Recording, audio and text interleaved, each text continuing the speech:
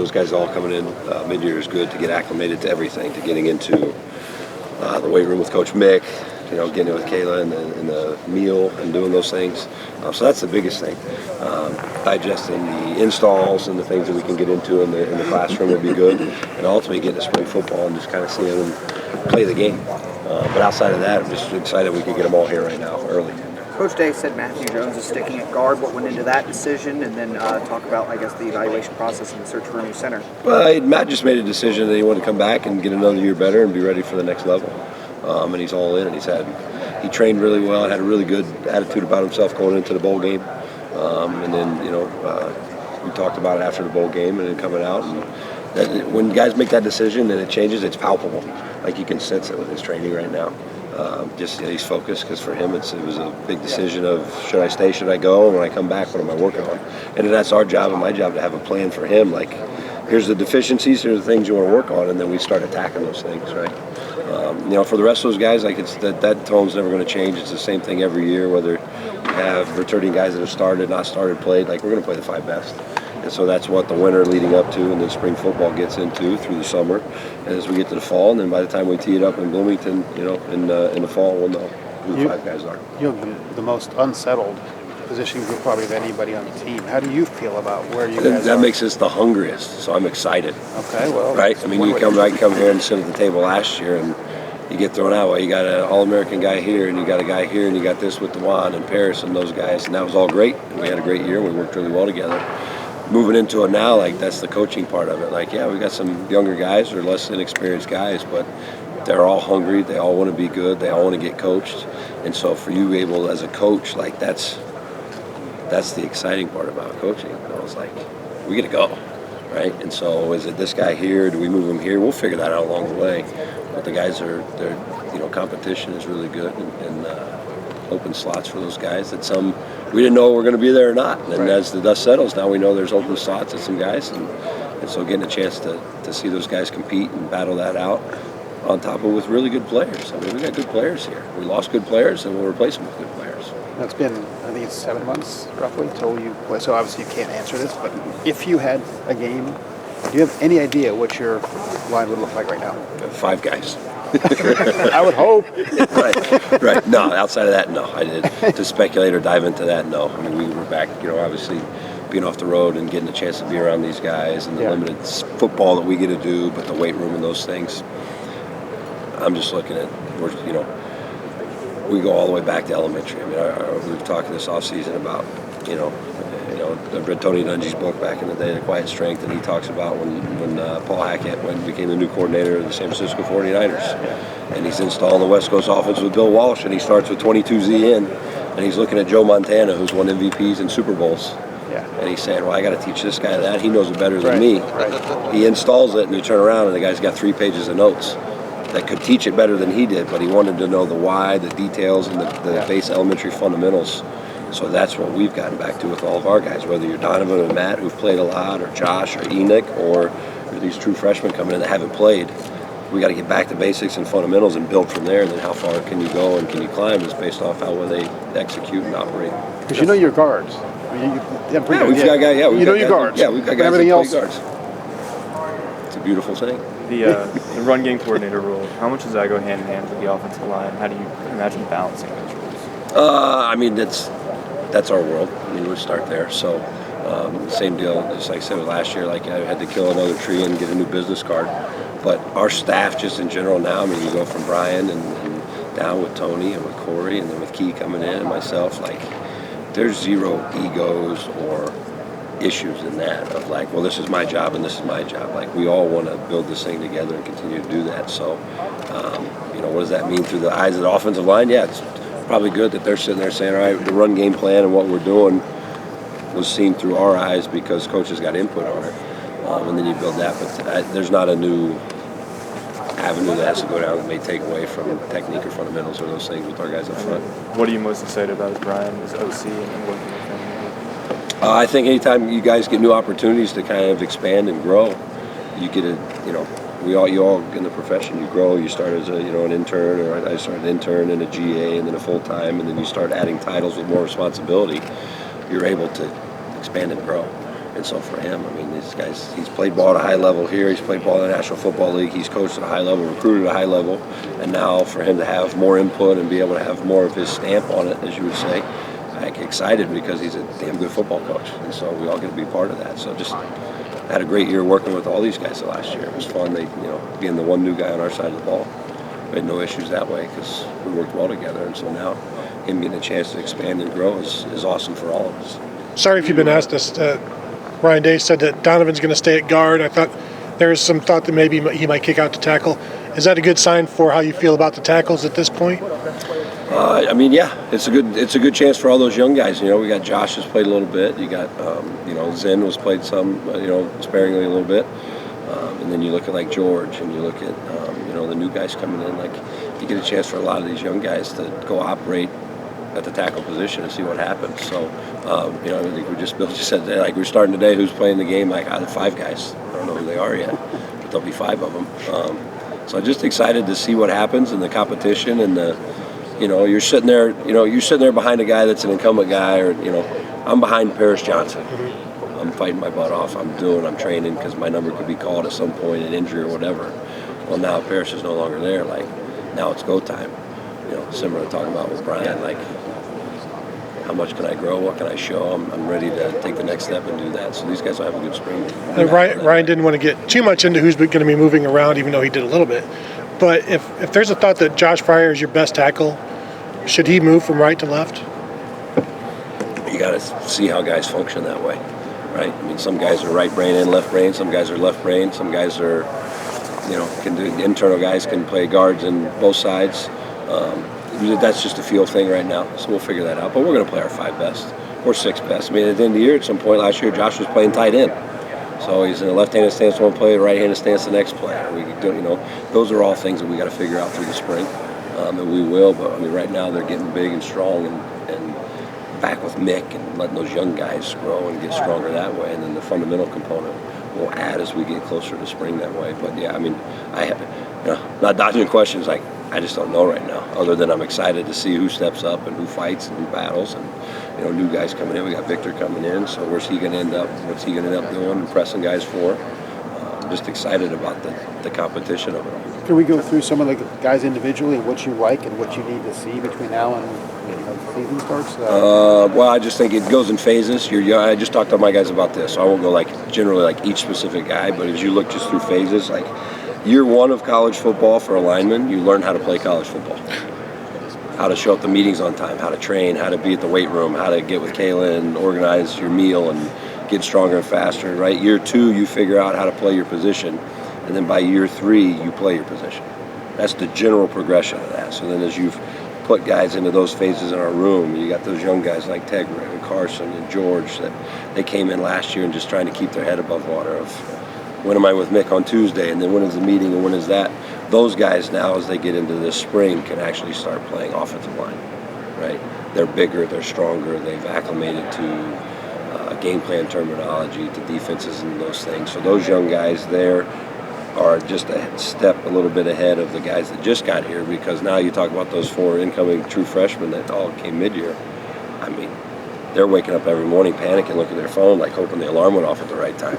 And then how am I getting over from the dorm? So they're in a completely different realm. They're all going to be really good players. We feel like we can develop those guys good, but that's kind of your young group. That intermediate group of those guys now is where guys can step up, and that's what I'm excited about. All those is go perform, go play. You came here to play. You want to be a player. So you're looking at guys like Josh Fryer and Enoch and Zen, and you got Ben back there and Tootie and some of those younger guys that are coming into year 3 and 4, and Jacob, right? Now they're stepping in saying, all right, now I really want to be a big part of this thing.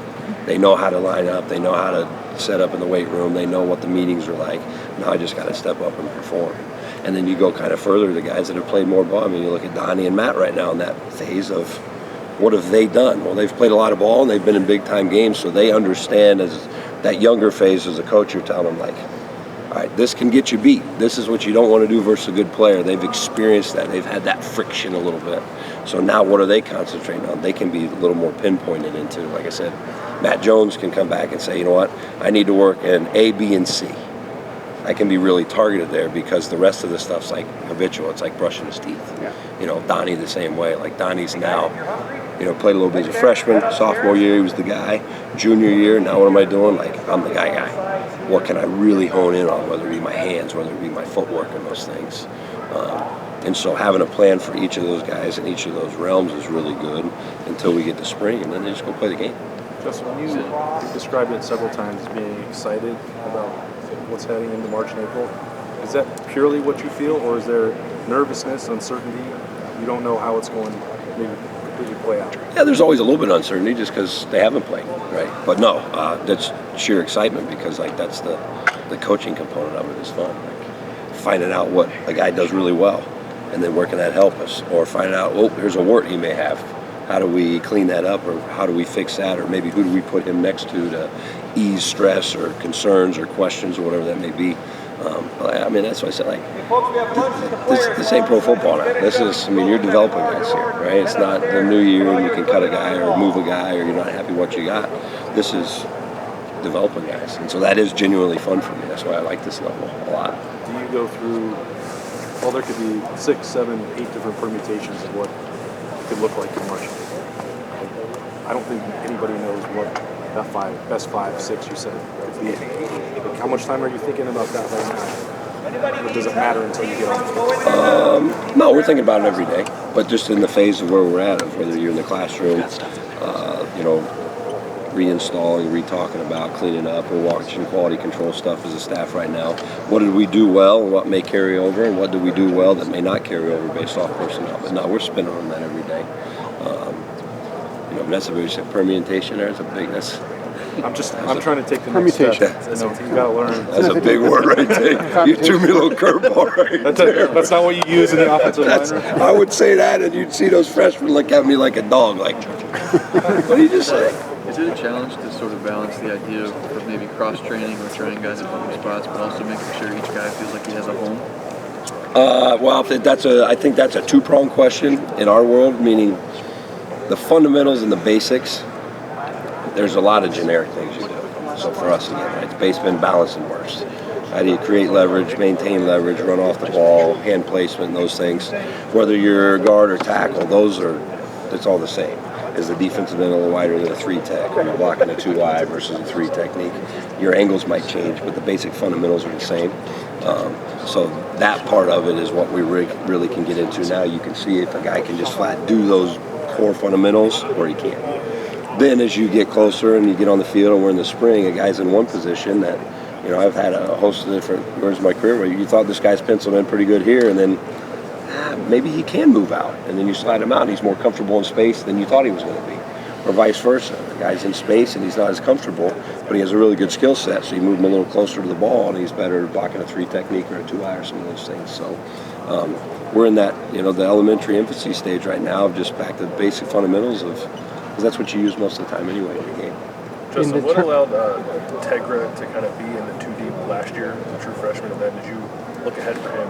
Keep him inside? You're going to try him to tackle? Just how's that going to go? Well, he did both last year in the fall. You know, he was outside some, and he was back inside.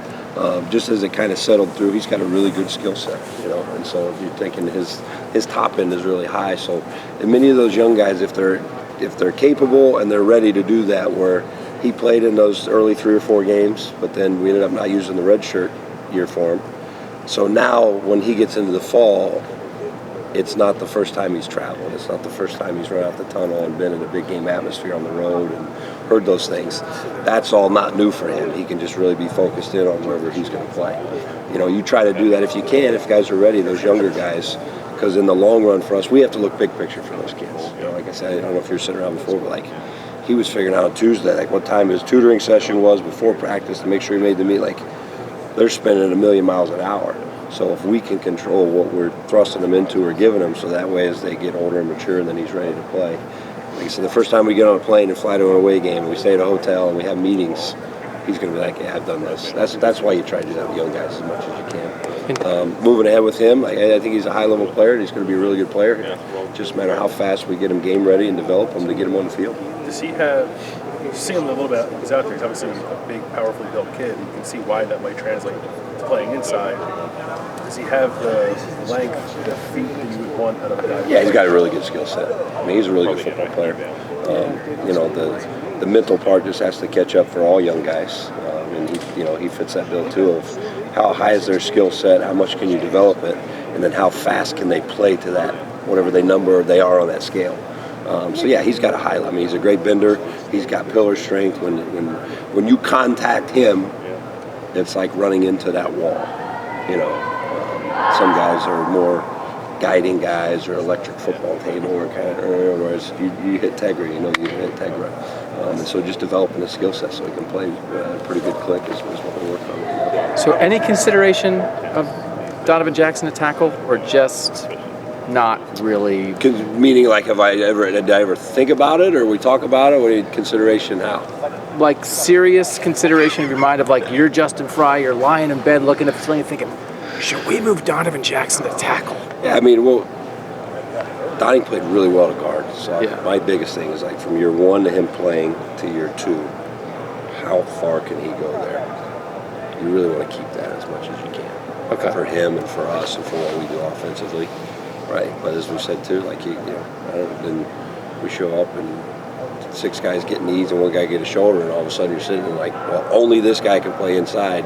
Does Donnie have the skills? Donnie has the skill set to play all 5. Okay. He's athletic and talented enough. He can move in and play center. He can play out, and he's athletic enough to play on the perimeter. But that's just our thing right now is figuring out who the 5 best are and then where we slot those guys. But no, for Donnie, I mean, he played at a high level last year, and he's seen the things that when he didn't play at a high level, what he did wrong and how he fixes them. So what a great thing for him going into the offseason saying, I can be honed in and fixing and correcting these things. Matt Jones has played tackle, obviously, he played center. Was part of the thinking in keeping him in guard that at least you will have a veteran next to everybody? In other words, there'll be the tackles in the center will be playing next to veterans. I mean, honestly, no, not until you just said that, but that makes a lot of sense now. So I might steal that from seriously. I mean, yeah, if you're looking like new guy, not new guy, new guy, not new guy, that would help. Same deal kind of Matt with Donnie. Now Matt's played in games inside and outside. Right. That's going to be really good for Matt as he moves on in his career as well too. I mean, the NFL, those guys are looking for multi-flex position guys. Sure. But we've got to make sure our guys can just get locked in and honed in and really improve it in the offseason up to the spring. So for them to be able to screw their cleats in the ground at one position and go that way. And then, a veteran guy, if you can sit in the meeting room and I leave and Mike leaves and they're in there with the young guys and they can teach it and insult to those guys, then that makes them a better player because they understand it better. And being next to those guys in the spring, that might help some too. We saw Coach Dave was talking about this a little bit. How do you see that shaking out? You might have already answered this. I came over here a little late. How do you kind of see that shaking out? Who are some of the guys in the mix there? Carson Hinsman, he mentioned him. You mentioned a few other guys. How do you kind of see that shaking out? Yeah, I mean, you're going to have Carson is another guy. That Carson, when he was in fall camp, he played some tackle, and then we moved him and he played some center. We've done some things.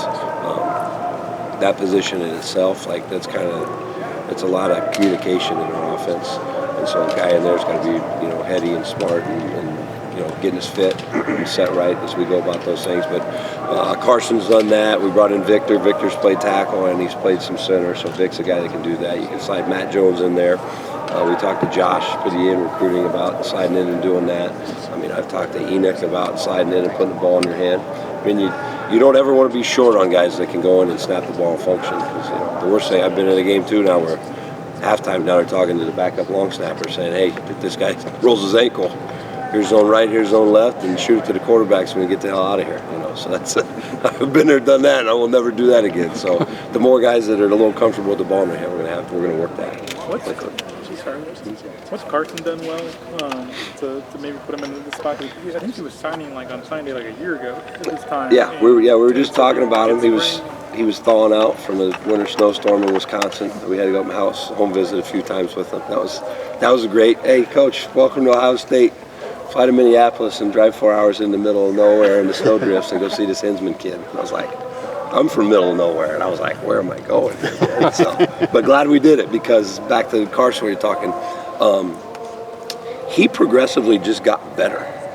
A guy that comes in the summertime and just learning the process of it, and then all the way up through the bowl prep. I mean, he's another guy like Tegra we talked to. We kept up. I'd keep him up a lot. He wasn't always down on the scout team. He was up. He'd do some travel stuff.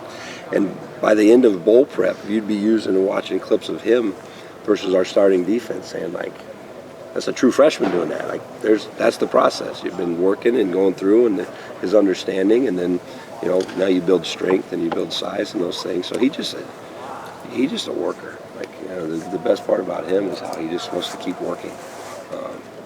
And so that's going to give him a shot to compete, to get on the field like a lot of the rest of these guys. Did you consider at the tackle spot very nicely asking Paris Johnson to stay for another year? Yeah, so I've always done this. Ryan's really good about this, and I've been fortunate enough to be around, you know, good guys and more here than others. So where every year you have a guy that considers, should I stay or should I go, with eligibility left. You just give those guys the information that you know, the people we trust from the next level, and say, here's the thought, here's what they think. This is, you make the decision best for you, and we're their biggest fans. So if Paris would have said, yeah, I want to come back and become, you know, whatever, then we would have done what we're doing with Matt right now. Here's our plan, here's how we're going to get it done, we're going to work that way. You know, he obviously didn't do that, so now we're talking to P all the time, and Mike's in there zooming, and we're still coaching and helping those guys, because they're your guys. I mean, we go through so much stuff in this meeting room, and then on the field, and obviously in games and those things. Like, you genuinely become, as we talked earlier, like, excited about coaching these guys because of what you put in it together. And he's, you know, him, and I talked to Wanda yesterday, Dewan, you know, a little bit after his day, had a good day, and, you know, Luke down there training and doing those things with those guys. So you give them the information, they make the decision, and then you help them as best you can, as much as you can, and continue to do that, because that's what they did for you as a player. Luke Montgomery's a guy who made an Two more impact, questions. on the recruiting trail as a peer recruiter. What elements of his personality do you think made him successful at that? And then maybe what that sort of thing, how could it help him as a player and being coachable? This will be a short answer. I hate this answer, but he's a real guy. And we all know what that is. You've been around those in your life. Like, tell me about that guy. That's a real dude right there. He's a great human. He's a great person. He comes from a great family. He's cut from the right cloth, and all he cares about is being his best and his team being his best. So why wouldn't you want to be around that guy? On the field, it's going to be the same. We'll talk about him and his future and why did he have a great career, what happened, because he was a real guy. He studied the right way, he trained the right way, he lived the right way, he was around the right people, and those guys, they don't fail very often in life. Justin, you've been asked. Last question. You can go. Last question. You've been asked a lot about the tackles. Are there one or two things that you need to see from your tackles that make you think, hey, we don't need to use the May? You guys were pretty active in the transfer portal trying to get a tackle in here. It's not a secret. Are there one or two things that you specifically would like to see from your tackles? Say like, hey, we don't need this May window for our tackles anymore. Yeah, you want to see the quarterback stay upright for not touched, obviously, in protection. I mean, that's the number one thing you got to do. And it's just, but even with that, I mean, bringing, you know, Vic in here, which is a guy that can play outside, played inside, and those different deals, like the competition of that is critical for all those guys. And so now an open window, an open spot to go compete, like, what do they need to do? They just need to produce. I was there earlier, you know, I think you walked up, but like, once you get to spring football and they go, you're just looking for production. Can they produce at a high enough level for us to win games? That's all we're looking for. That's our job as coaches, and our job is training them and getting them to put them in the best situation so that they can go play that way. But yeah, we'll get through spring football and reevaluate and just sit and say, all right, do we have enough production where we can go win? And if we do, great. If we don't, and maybe we do, but something else happens, well then, if you can add quality depth or you can add guys to the room to create competition to get your production even more, then that's a good thing. Is Vic more inside, or can a guy who's 6'3" play a tackle? He's played him by his long. I mean, he got long arms. But, you know, he reminds me of Isaac Souls, a guy I used to play with at Indiana. That was, you know, 6'3" and change, but his arms were as long as like a 6'7", 6'8" guy. So same deal. I mean, he's played major college football. He's played at Texas. He's played at Alabama on the edge, and then he's played versus SEC teams inside. So a guy that has good football knowledge and you know, he's past that learning curve that we talked about with Bill earlier about learning to play college football. Like, he's a mature guy that, all right, this is what I need to do. Here's how I'm going to do it so that I can get on the field that way. So I'm excited for him to be around our nutrition program and our strength program with Nick and seeing how much growth he can make in a short window, because he is that more of a mature guy. Thank you, Coach. Thanks, guys.